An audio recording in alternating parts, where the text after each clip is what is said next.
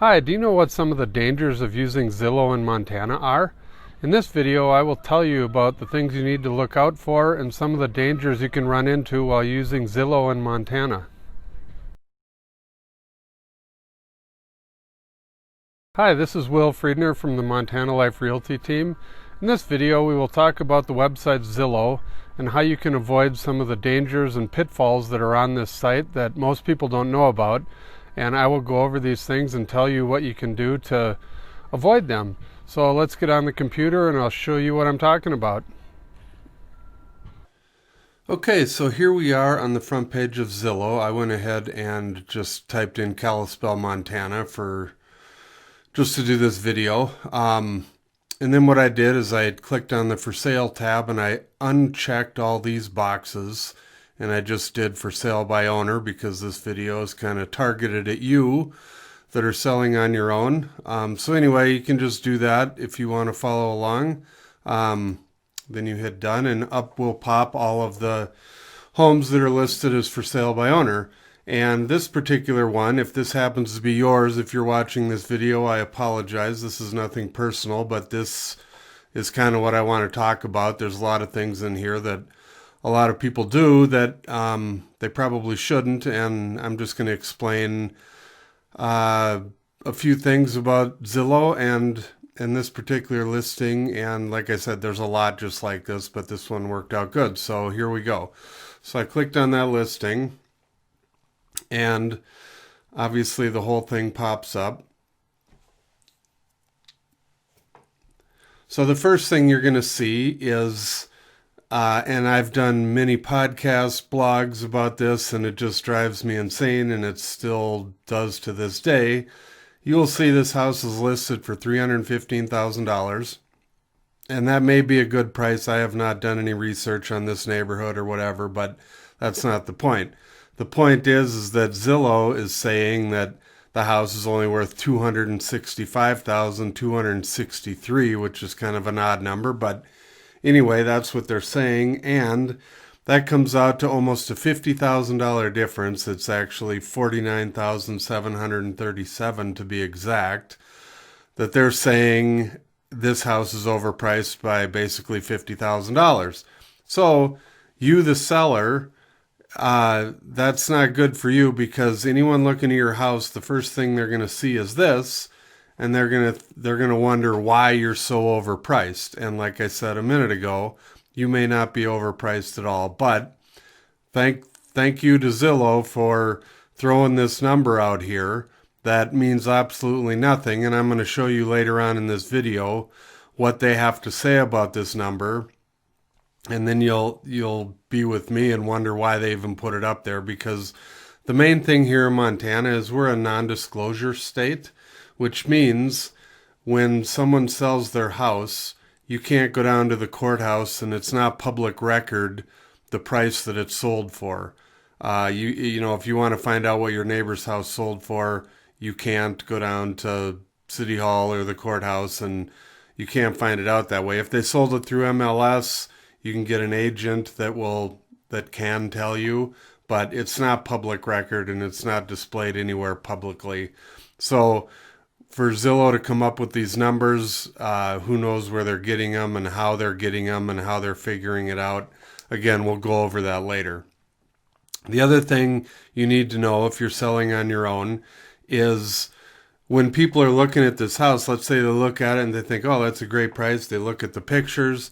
They're going to, look for a contact person. So they hit this big blue button that's right at the top, Contact Agent. At this point, if they don't know for sure that you're selling it on your own, they're going to get 3 agents listed here that have paid big money to be listed here. And again, this house is for sale by owner. So what this does to you if you're selling on your own is people are going to get a hold of these agents, not you. If you look way down at the bottom, there's the owner's name and number, or not name, but just phone number, contact information. So what will happen 99% of the time, you can click on one of these little icons here, and then when you fill out this form, it'll go to that particular agent. But what most people do, they don't even look at that. They just fill out the form, hit contact, and it will go to one of these agents. And here's the problem with that. 99.9% of the time, these agents have never even seen your house. They don't even know where your house is. They've obviously never been in it, but yet they're getting calls on it. So here's what Zillow does, and I've talked about this again in my podcast, but Zillow is not a real estate company. They are a media company that makes their money selling leads to real estate agents. So that's how they support all this. They don't care, that they're not contacting you, the property owner. They want to get it to an agent because they make money off of agents, and they want these agents to get leads, so the agents keep paying them. And last time I checked, and it varies town to town, but it's a lot of money. It's like $700 a month to get your face up here whenever someone clicks on Zillow. And then you get these leads. But like I said, when you're the seller, that doesn't help you at all, because what happens is because they've never been to your house, they know nothing about it. They can see the same thing you can see on Zillow as far as the description goes, and they're just going to tell you that, and then they're going to tell you about a house they have listed or other houses that are available. So one thing you can do if you're the owner is, like in this particular one, they wrote down all the good things and the details about the house right here, which they should, but they did not put their contact information in here. And what a lot of other people do, you'll notice, is they'll write more info than this guy did. And then what happens, Zillow only prints this much, and if there's more, there's a little read more button. And the reason I'm telling you this is what I've seen a lot of is people will put their contact information at the very end. Well, if they have more text than you can see right here, then unless someone clicks on the see more button that's right here, they'll never see your contact information. They'll click on this contact agent thing, and it'll go to one of these guys and not you, unless they're really paying attention and they see, oh, here's the property owner, and I have to click on this to get a hold of him. And that's where most people don't know. A lot of people don't know. That's why I'm doing this video. So if I were selling my own house and I was putting it on Zillow like this, I would make sure that my contact information was in the first sentence. There's no rule that doesn't say you can't put it right here, and that's absolutely where I would put it, because otherwise it's going to go to some agent and you're never going to see that lead come into you. So the other thing that I want to talk about that Zillow does is they'll put all the facts and features, and it's a good website. That's why everybody uses it. It's a good website. So down here, you go down a little further. Here's the other thing that just kind of annoys me a little bit. It gives you this monthly cost. So most people are like, oh, wow, $1,400 a month. That's a good deal. I pay more than that in rent. I can afford this house. Well, unless you click on this little arrow over here to see where they're coming up with this number. So they're basing it on the price of $315,000. But they're also putting a 20% down payment, which is $63,000, and they're getting this interest rate. I don't know what the rate is exactly today, but I think it's a little higher than this. So that brings the price above $1,400 a month. And if you don't have a 20% down payment, that number's way different than $1,400 a month. So that's the other little thing is, unless you click on these arrows, you're not getting the whole story. And how that can hurt you as a seller is if somebody's like, oh, wow, I really like this house. I want to buy it. It's only going to be $1,400 a month. You guys get under contract. Now your house is basically off the market because it's under contract. And then these people go to their lender, and the lender's like, well, I can't really get you that particular interest rate. The rates have gone up last night or whatever it is.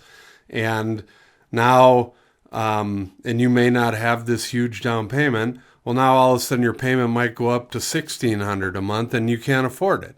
So You, the seller, have now taken your house off the market for a couple weeks while the prospective buyer finds out that he really can't afford it.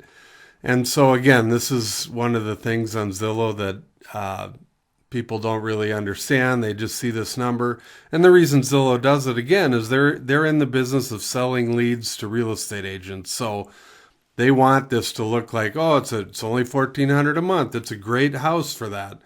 And they want people to click on the contact agent, and they want them to fill out this form because, boom, then they get paid by these agents to get leads. So that's how that works. So let's go to the Zestimate, and I'll show you just how bad this really is. So we'll scroll back up here to the top. So here's their Zestimate, 265. Now, to find out where they come up with this, you have to dig deep in the website, and I'll show you. So we'll click off of this listing, and you go to the front page here. You go to the Sell tab. Then you go down to See Your Home Zestimate. Click on that, and it takes you to a page, and you can enter your address and all of that. They explain a little bit, that they have they compute it using a proprietary formula, which is kind of funny because, like I told you, in Montana, these numbers aren't public information, so they're just coming up with this formula out of the blue. So anyway, then you click down here on the fine print on Zestimates again, and this is where it gets interesting. So here's where they kind of fess up and tell you that these estimates are just garbage. So they just go off of the major cities here. Kalispell's not in here, but this will show, this is the median error rate. So if you look at Boston, Massachusetts, they're 2.4%, they're off. So basically over here, they're only within 5% of the sale price of a house 77% of the time. Now, 5% doesn't sound like much, but if you take a $400,000 house, 5% is $20,000. So that what they're saying is they're only within $20,000 of their Zestimate 77% of the time. That's pretty bad. Within 10%, which is $40,000, only 94% of the time. And then within 20%, which is $80,000, they still don't have a perfect record. They're only within, 99.1% of the time. So this just, they should have this on the front page, or better yet, they shouldn't do Zestimates in Montana anyway, because this is just crap. And the fact that you have to dig way down into the website to find this, it's ridiculous that they put that up there. And the sad part is people look at it because they think, oh, this is a great website. Zillow's a great site. Everybody uses it. So why are they going to believe the guy selling his house on his own when they're going to look at this big national website that's telling them that a house is only worth $265? So anyway, I hope this video helped. If you have any questions, feel free to call or contact us. All our information is at the end of this video. And thank you for watching, and we'll see you soon. Thank you for watching our video, and please don't forget to subscribe to our channel so next time a video comes out, you will be notified. Our information is on the screen, so please contact us at any time, and we look forward to seeing you in our next video.